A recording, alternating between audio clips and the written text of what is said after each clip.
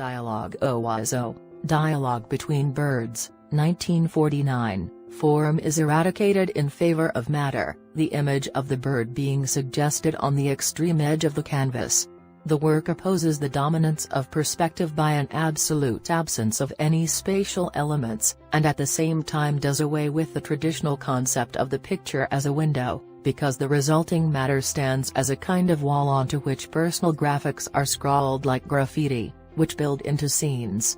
Dubuffet's work was highly controversial at the time for the aesthetic ugliness it applied to painting.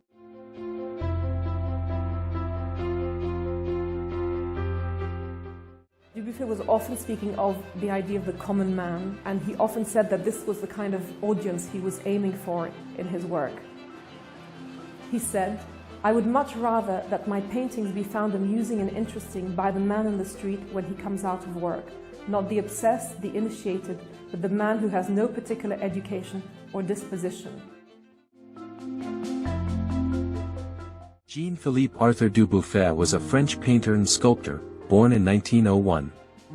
He was known for his unique and idealistic approach to aesthetics, which challenged traditional standards of beauty.